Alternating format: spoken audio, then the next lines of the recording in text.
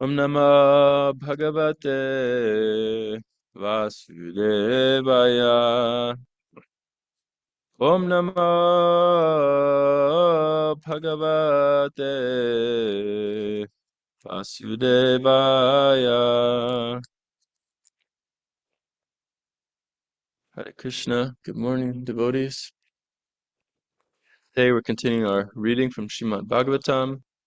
Today the verse is Canto 6, Chapter 9, verse 34.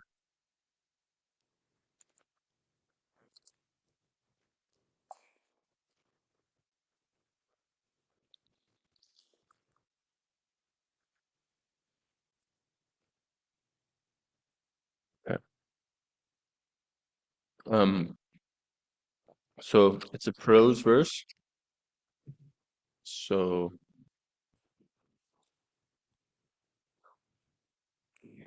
yeah. Durava bodha iva tavayam vihara yogo yar asharano sarira idam anavikshita smat samavaya atmanaiva vikriya manena sagunam aguna shrijasi pasiharasi. Synonyms: Dura va bodha, difficult to understand. Eva, quite. Tava, your. Ayam, this. Vihara yoga, engagement in the pastimes of material creation, maintenance and annihilation. Yat, which. Asharana, not dependent on any other support. Asarira, without having a material body. Idam, this. Anavikshita, without waiting for. Asmat, of us. Samavaya, the cooperation. Atmana, by your own self.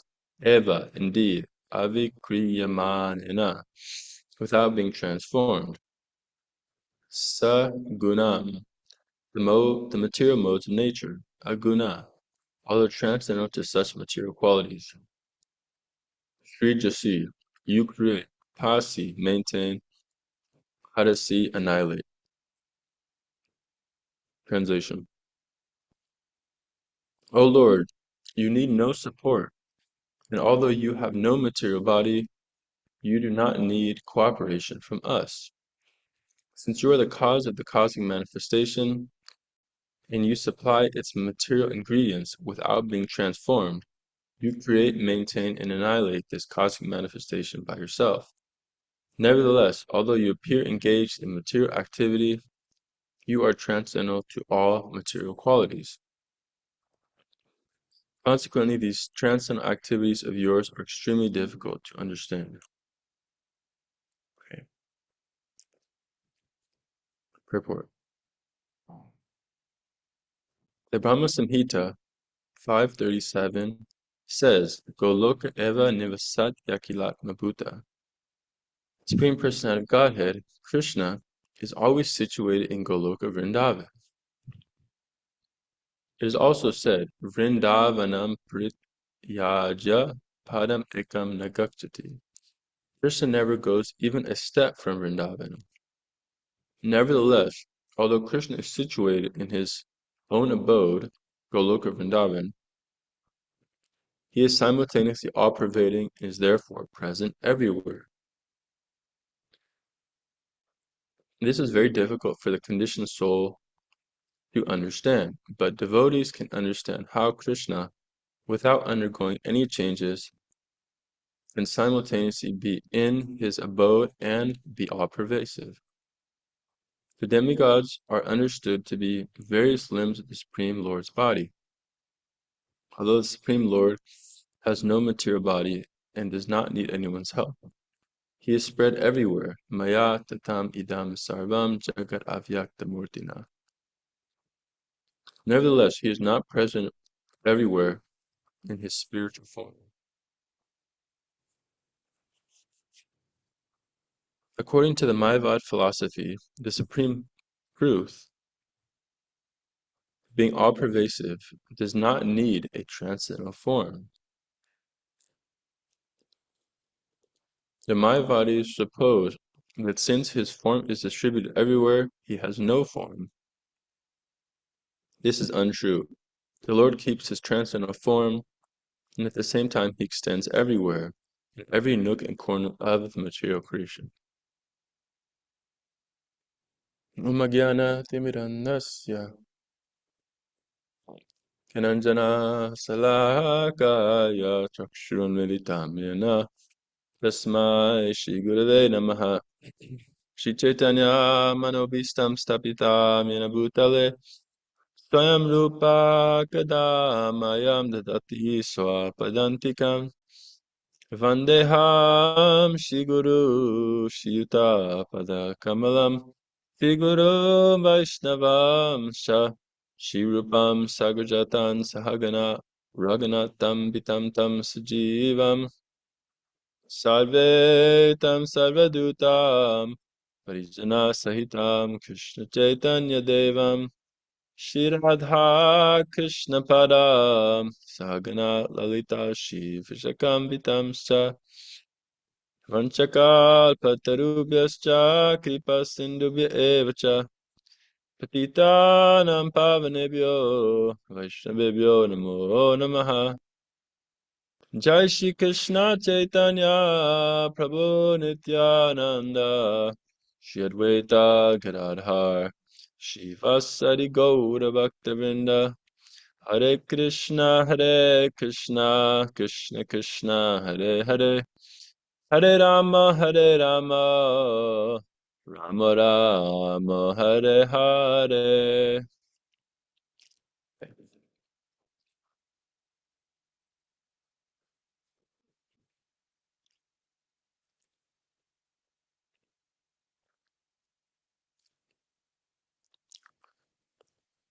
All right.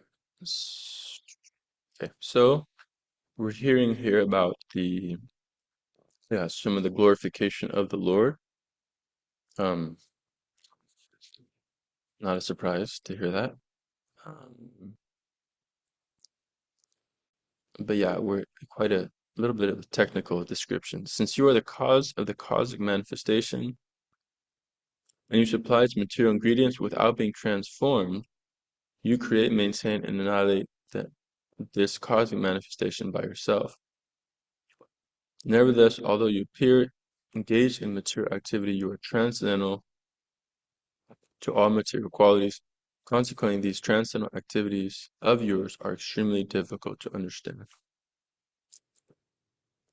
Yeah, so as we saw in the purport, Srila Prabhupada is making the point that the this kind of difficult subject matter of the Lord's all-pervasiveness, but at the same time, his having a transcendental form that never leaves Goloka Vrindavan, is very hard to understand. Like, right, it's this kind of Achintya Beta Tattva that's simultaneously one and different. So the Lord, yeah, he is situated in his own abode, but at the same time, he um he is all pervading. So that's the first verse that Prabhupada quotes is from the Brahma Samhita, which is saying that. Let me just pull it up. Okay, go. What are you gonna do?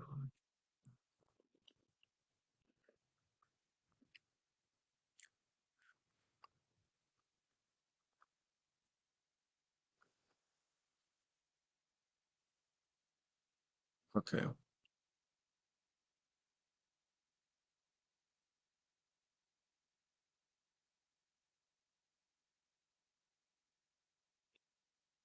So the verse that Prabhupada, the first verse that he quotes in the purport from Brahma Samhita is 537. I worship Govinda, the primeval Lord, residing in his own realm, Goloka, with Radha, resembling his own spiritual figure, the embodiment of the ecstatic potency possessed in the 64 artistic activities. In the company of her confidants, Sakis, embodiments of the extensions of her bodily form, permeated and vitalized by his ever spiritual blissful rasa. Whoa. Okay, that was quite a confidential verse there. It wasn't exactly the verse I was thinking of, but anyhow, yeah. So the Lord is so that's one of the Lord's one of the factors of this Achinta Beta Beta Tattva is that although he is um yeah, never kind of like we're hearing never leaves his abode, Goloka Vrindavan. He's still all pervading. So um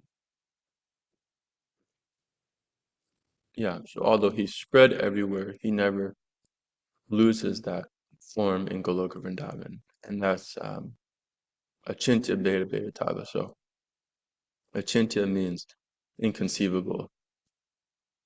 So for the devotees, or sorry, for the non-devotees, this is very inconceivable.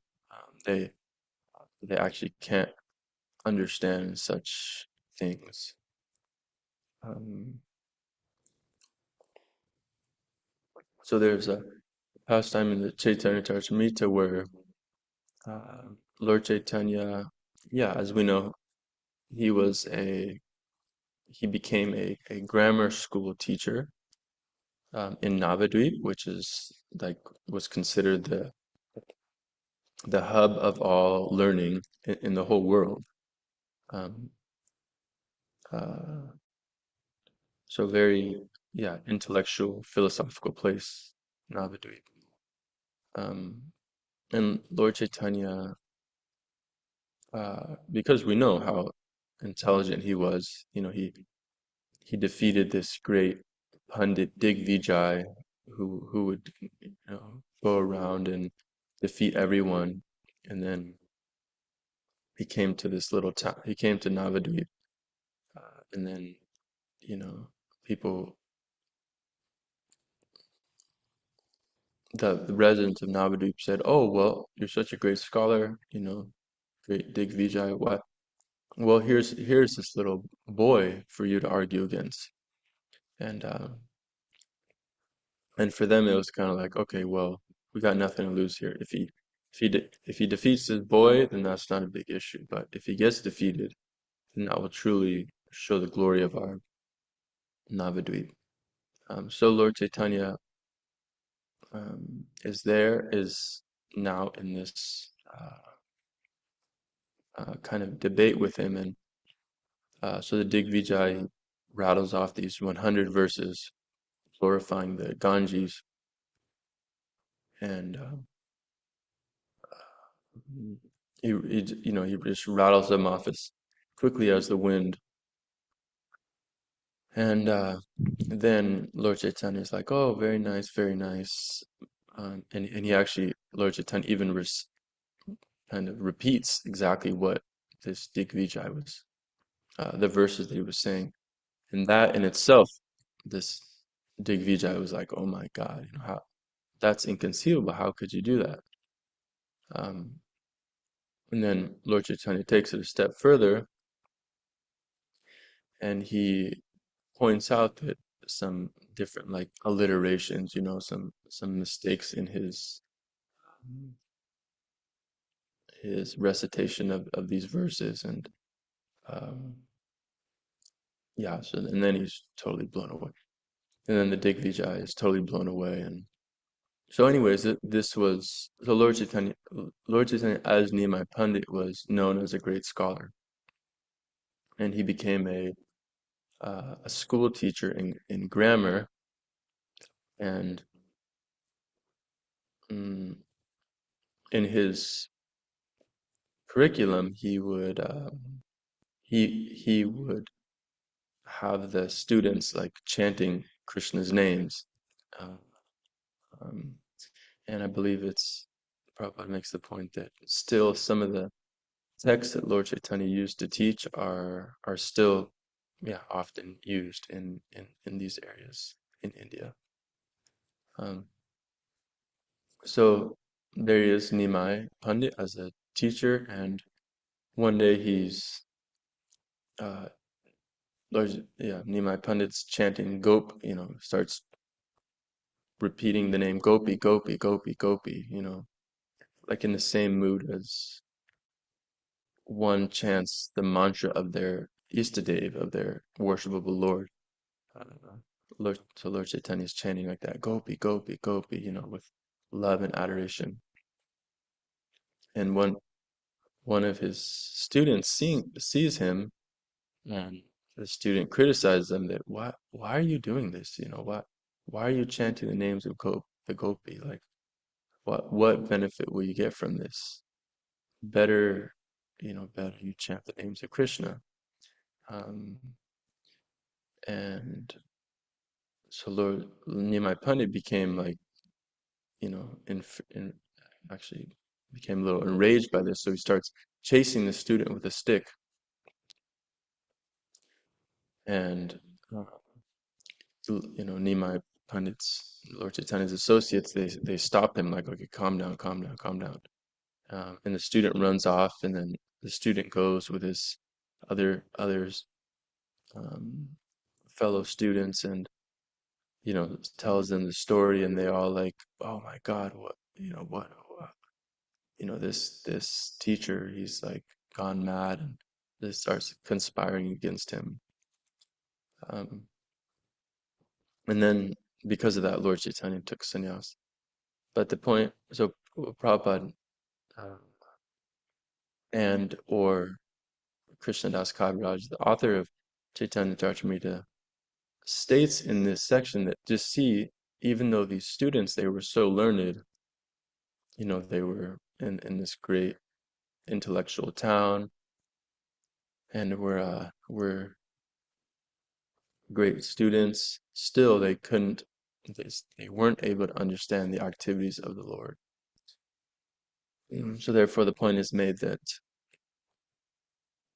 this intellectual scholarship, yeah, what will actually, what does it, what's the point of it if one loses the point and isn't able to understand Krishna? And solely through intellectual development and knowledge, that doesn't necessarily bring one to Krishna. That doesn't necessarily, um, yeah, mean that one is a great devotee. As Krishna says, yeah, he can be known only through devotion. And yeah, so we know even like this great scholar, he heard the whole Ramayana recited, and then he was asked, well, do you have any questions about it? And he said, well, yes, I understand everything. Uh, all of it I understand. I just don't understand like who was Sita's father. Some like totally kind of ir irrelevant and like technical question like that. So in other words, he had heard the whole Ramayana and pretty much, yeah, thought he understood it, but was kind of missing the whole point. Um, so it's amazing that yeah, our like knowledge can be tainted by well, yeah, like by our state of consciousness, as His Holiness Dave Rita Swami says that uh, knowledge is state specific. So one gathers knowledge according to one's consciousness and how one um, where one's consciousness is at. Um, like I remember when I first got the Bhagavad Gita, and I just got my hands on it, and then went to this house where some acquaintances were, and I was reading for the first time, and I was so amazed by what I was reading, and so naturally I wanted to share. And so I was like, guys, like listen to this. This is like amazing. Um, so I start reading from Prabhupada's Gita, and I just remember there was like no effect on their part. Like the feelings I was having reading these same words compared to them was completely different. Um, and because I was on a journey, this is exactly what I was looking for, was this like knowledge of the self and how to kind of navigate the world to attain higher levels of consciousness. Whereas for them, they were in a different state, different different motives in life, you could say. Uh, so in that way, they weren't affected by it. Um, so yeah, our knowledge, even the same knowledge, can strike people in different ways. Um, so as devotees, yeah, we should keep this in mind also because, like as we know from the Bhagavad Gita, this lust, it takes shelter in different places. Uh, the mind, the intelligence, and the senses. So lust can actually, yeah, overcome our intelligence even. Um, so that's why it's very important to uh, maintain a pure lifestyle, because by in keeping that purity, then we can, properly know that we're making the proper decisions in life. But when one's knowledge becomes polluted, then it's almost it's tough because no matter what anyone says, then one won't be able to hear the one won't be able to hear with proper consciousness the good advice that's given.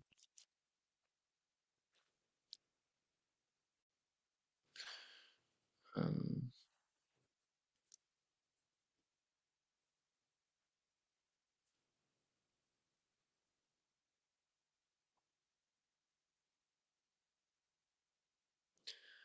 so yes, as we're hearing here, yeah, so the devotees cannot understand how Krishna is undergoing these. Uh, the conditioned soul, it's very difficult to understand, but devotees can understand this. Um,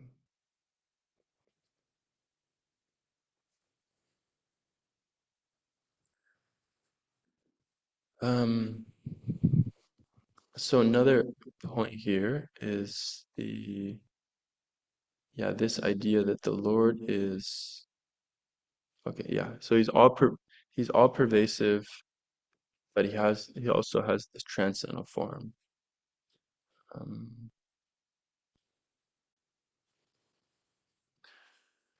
so the whole point is, of course, to be conscious of Krishna. Um, and so this can be done in many different ways, like as we know, in, in the in the preliminary forms, um, like acknowledging the universal form. So we were just in Colorado, and wow, that place has some beautiful sights. And yes, we were like, Madhupan Leela's parents have these like houses just way up in the hills, and just look out, and it's like this beautiful Rocky Mountains and Colorado plains, and very breathtaking sights. Um, um, but yeah, through that beauty, like we should remember Krishna. I remember uh, doing traveling Sankirtan, and um, I was like, we were driving, and the sun was setting, and the clouds were like this pinkish hue, and I said something like, "Wow, look how beautiful that is."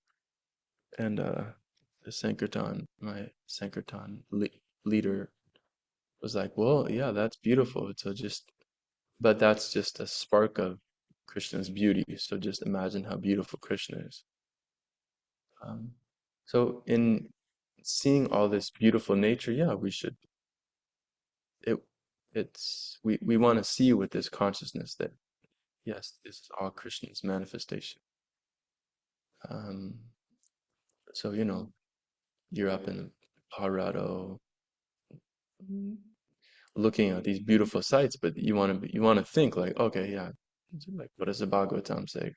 That the trees are Krishna's hair, and the air is Krishna's navel, and um,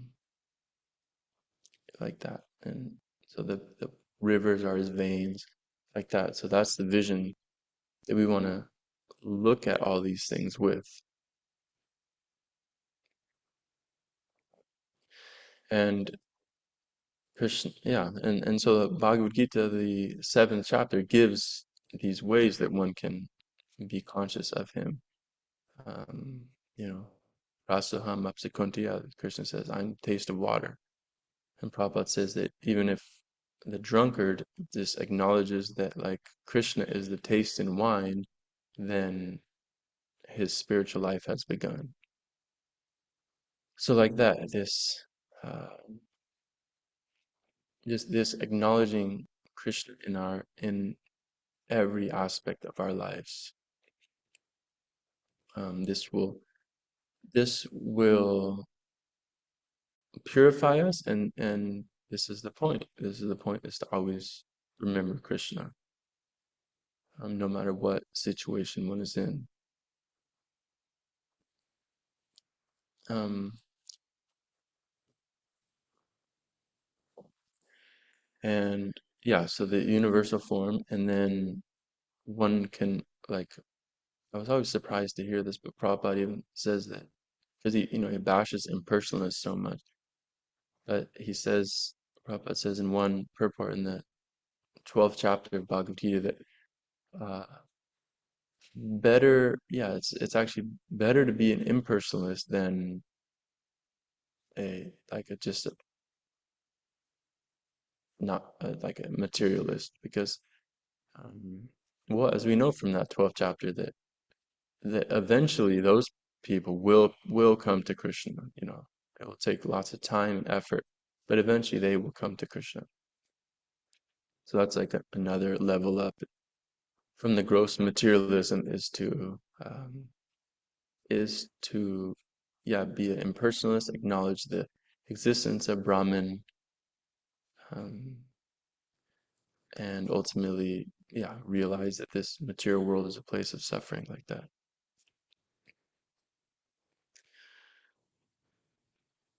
But ultimately, the highest form is to know Krishna as the Swayam Bhagavan, like the Shamasundar form in the spiritual world.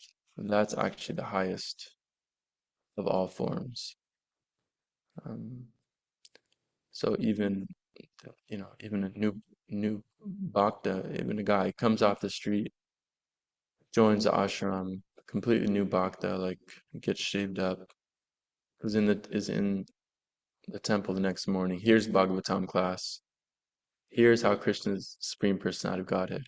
Like that person is already more elevated than all these yogis doing all this, great austerities and meditation, because yeah, that person uh, now knows that of that person now knows the highest tattva, the highest truth, which is Krishna in his personal form as Shamasundar, who engages in loving pastimes and plays the flute and all that. Um, so I was hearing something very interesting recently from a book that a devotee wrote, and she was talking about how, yeah, just Krishna's unconditional love and the like the solace and shelter that that can and should bring. And we hear so many verses like that, right? Like Krishna's my only shelter.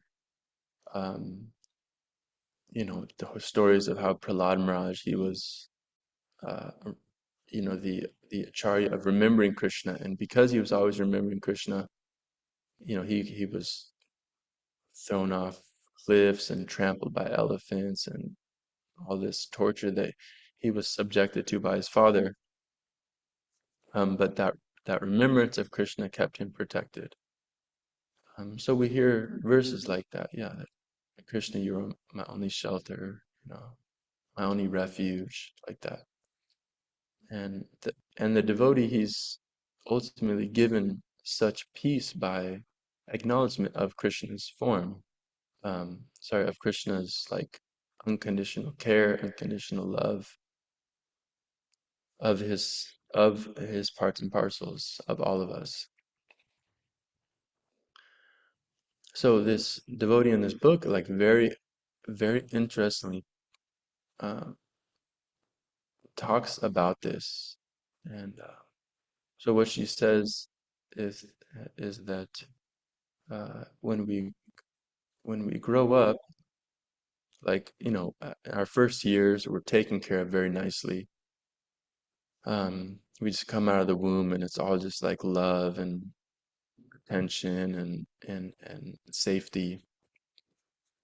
And then some point in our life, something happens where that kind of that comfortable situation is challenged, whether it be like a traumatic experience or some abandonment by a caretaker, or um, I remember I remember one for me, like one time and don't worry, I'm not gonna make this a personal therapy session, but I was thinking about this recently. Uh, I was we were like went on this trip. We went on like this little tour, and it was like a Wild Wild West simulation. So we were taken by horse and carriage, and it was a whole group of us. And then like all of a sudden, these robbers pop pop out of the bushes, and like they're like, "Give us all your money!" And it was like part of the act apparently. It was all part of the show, all part of the tour. Um, and they start like they're like, "Give us your money," and I, as like a very young child, was thinking like, "Well, this is really going down," and like people are really giving up like their ladies giving up their necklaces and men giving up their wallets, and they might have even done it.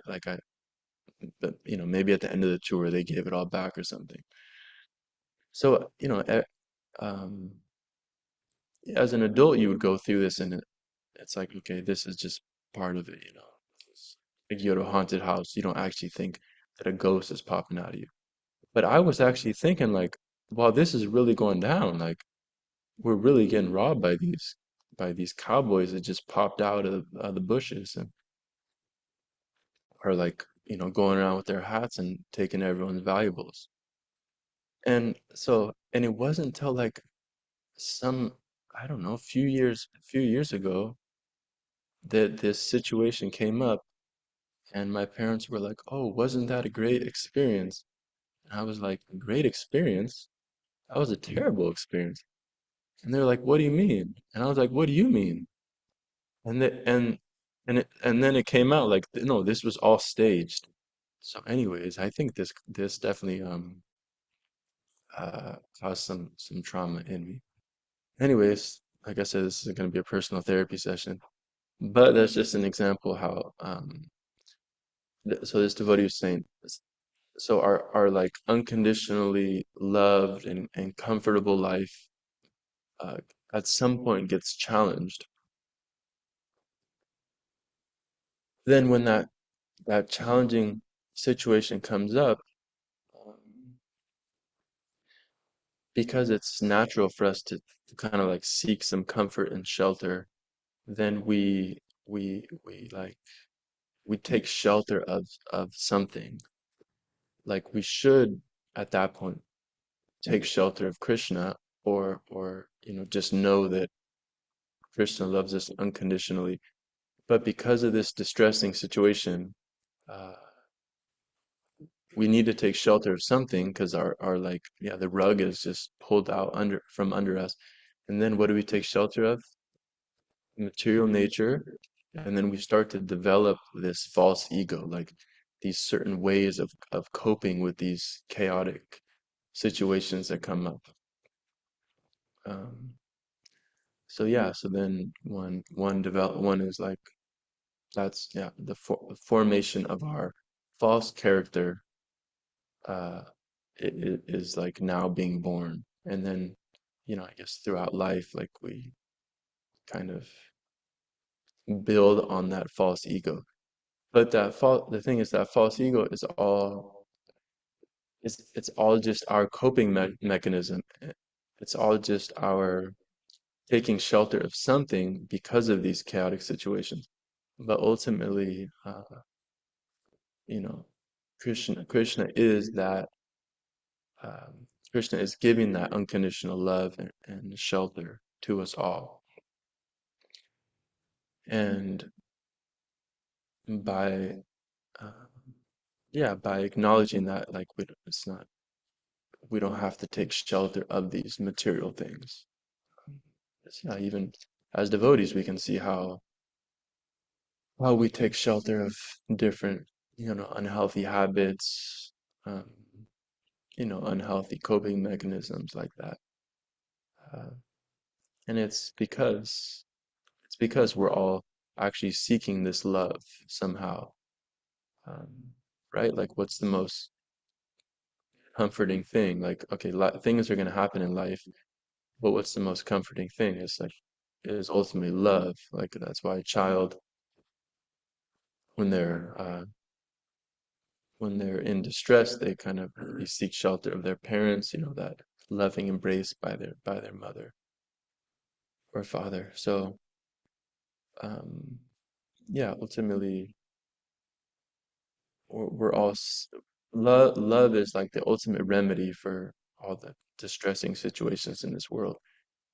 And where that un, where that highest love is, that unconditional love is in Krishna, and it's unconditional. Like he's always loving us, like no matter what. Like he's staying with us as Paramama through all our different forms. Like what kind of what? See how much love is that? Um, so this is the Krishna that we can take shelter of, and how fortunate we are, like because the impersonalists, they don't have this knowledge. Like they're just like what is their shelter? That's why ultimately they fall down again um, because they're seeking that love. Like there's one story that I heard that one like yogi, he was out, modern day like Buddhist guy or something. He was out meditating, and he was able to get himself to a stage where he could meditate for like long time and like not have to eat or sleep very much. So he's up in the hills meditating, and then he hears and he thought, yeah, I'm at such a high stage of realization. I've learned to control my mind and senses to such a great extent. I can just stay in like this, you know, samadhi trance. And then one day, someone was going by, a tourist or something, and they had a love song playing from their radio.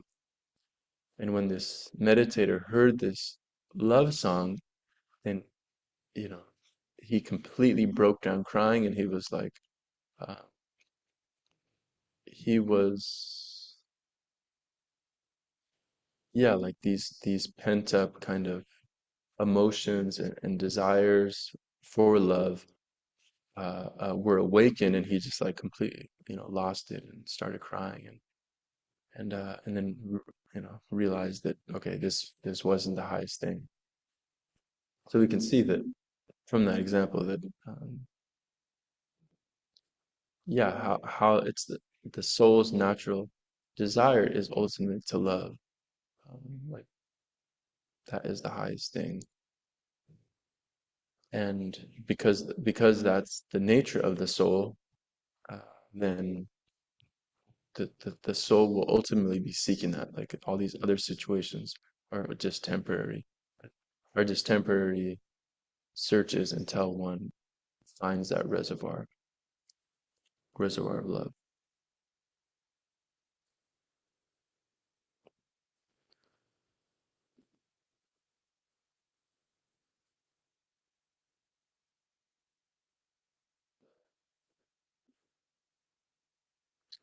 Okay, so I think I'll stop there.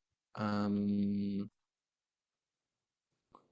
yeah, hopefully there was something there that was inspiring in some way. Um,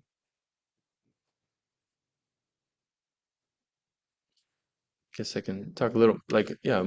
So how do we manifest this love on a day-to-day basis?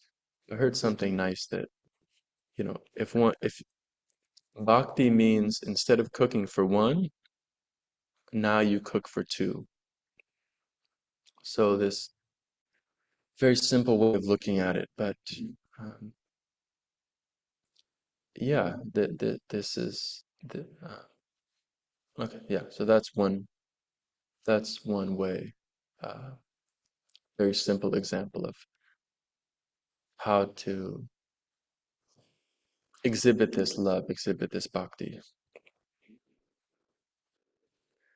Um, so we know that, like Krishna says, he'll accept these things if they're given with love, if they're done with love, and even simple offering, if one does it with love, then okay, then Krishna will accept it.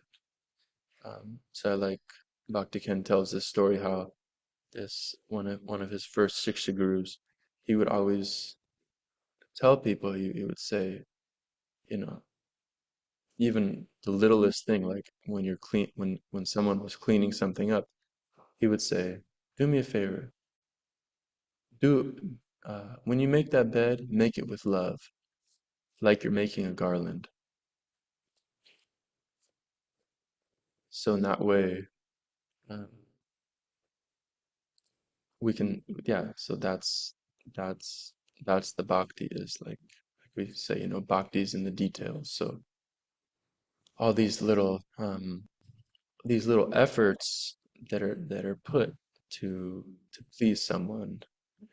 We just had Christmas season, so we know how good it felt. Like someone, okay, they personally had a gift. They, like I like Manapanlila's grandma, she gave me a gift. I never even met her. I guess she knew I was coming, and she she took what she knew about me. Okay, these guys are like into spirituality, and she took what she knew about me, and she wanted to find me this hat, like this perfect hat. And should have worn the hat for this Bhagavatam class because it's so cool. But she she took all this effort to find this hat that had a Om sign on it. So I was so touched, like, wow, she really like yeah, found out what I liked, found out something about me to kind of like please me through this present. Um, So it's these things, and like also in the uh, Shri Guru Vandana song, we hear that the spiritual master should be worshipped with great care and attention. Yeah. So in a very, very carefully and attentive way. That's how we can show love. Um, I remember one devotee said that uh, a very scholarly devotee who gives lots of classes and writes lots of books, and he was saying that, uh, you know, talking about how we exhibit our bhakti in our class giving, and he was saying that,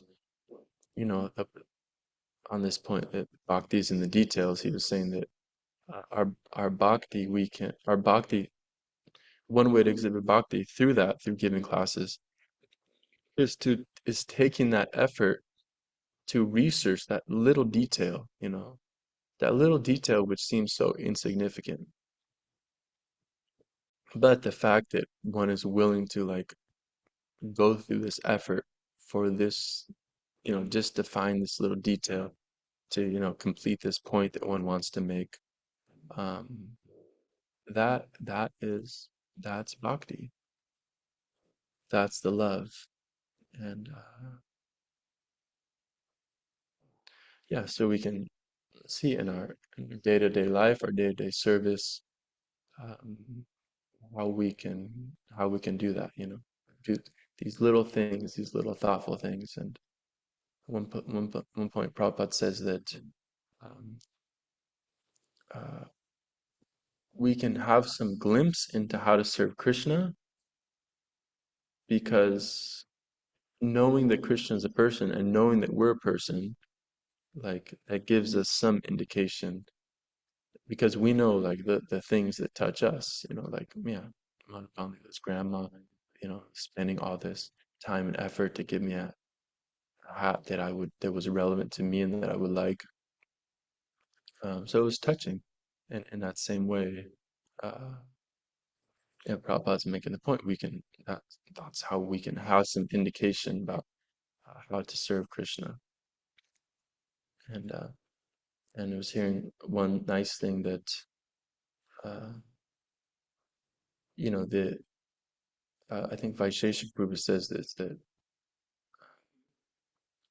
our attention, like energy goes where energy goes, attention, energy flows where attention goes. But yeah, so our like the greatest thing that we can actually give someone is our attention, right? Like how good does that feel when you know we meet someone for the first time and like they go through the effort to like give us their full attention. They're not distracted. They're asking us about ourselves, and they're like fully attentive to us. Um, so that's very endearing. Um, you know, uh, Someone has something to share, like, and you just like Vaisheshika Prabhu even does this thing. He says it startles people, but if they're in a room or something, like having a meeting, and people are talking, and then he would physically move his chair so that his chair is facing that person. And like, yeah, imagine that you're talking, appreciation circle or something, and someone just like turns their chair so they can just that's completely like, yeah, giving the sign that they're fully attentive to you and that they care and acknowledge what you have to say. So in that same way, we have uh, through our sadhana, we have the ability to just give Krishna our full attention like that. Um, like, okay, here, Krishna, I'm giving you uh, my full undivided attention through this japa period, or in my study of the scripture, in my darshan of the deities. Like nothing else matters. Like I'm giving you my attention. Um, that's very endearing. Okay.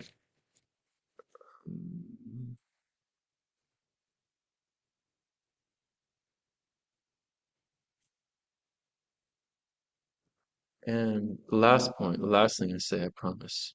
I promise this is the last thing. In the 12th chapter of the Bhagavad Gita, Krishna is actually saying these different these different things that are very dear to him. So maybe I'll say them real quick. I'll just summarize the verses. One who is not envious, who is a kind friend to everyone, um, who doesn't think himself a proprietor, is free from false ego, happiness, equal in happiness and distress. Okay, I'm just gonna read this because this is nice. This is very nice. Okay. Who is tolerant, always satisfied, self-controlled. So this is who is dear to Krishna. Self-controlled and engaged in devotional service with determination, his mind and intelligence fixed on me, such a devotee of mine is very dear to me. He whom no one is put into difficulty, and who is not disturbed by anyone, who is equipoised in happiness and distress, fear and anxiety, is very dear to me.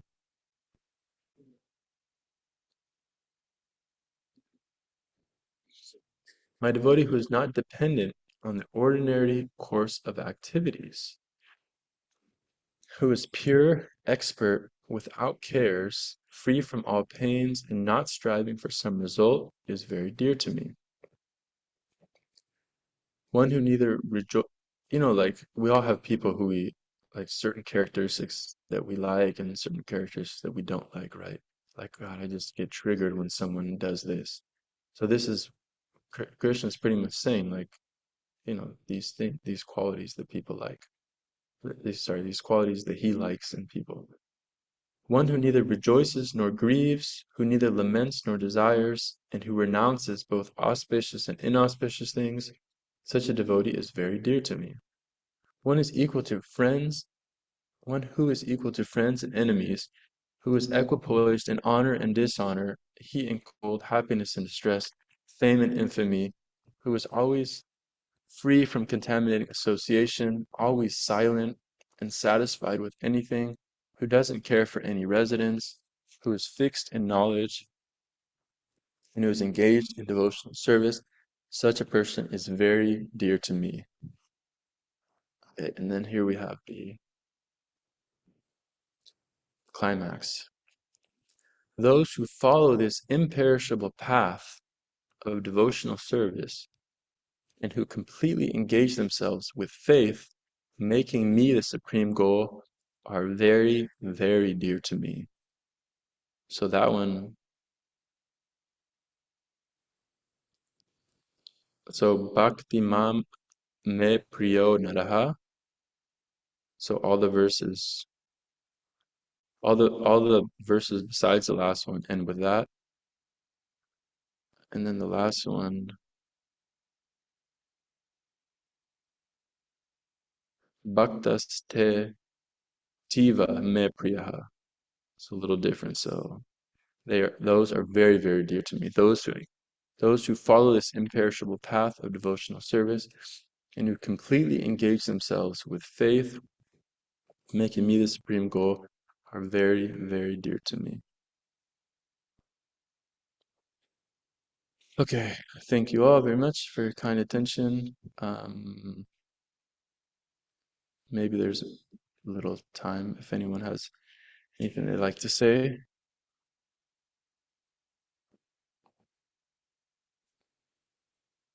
Questions, comments, reflections.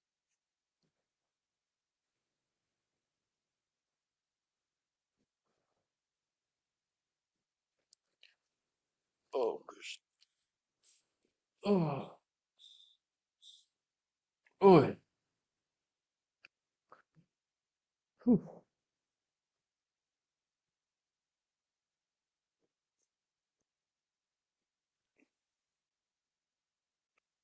Okay, well, the curtains are going to open soon. Thank you all very much. Granta Srimad Bhagavatam ki jai. Shri Prabhupada ki jai. Gaur Premanande Hari Hari Bol.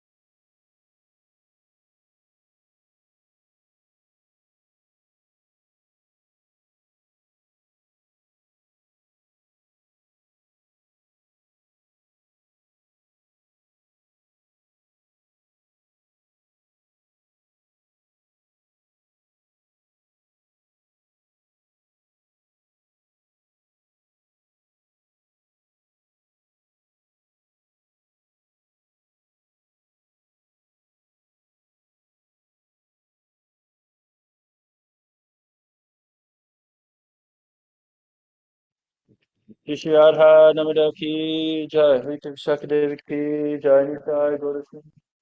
Jai.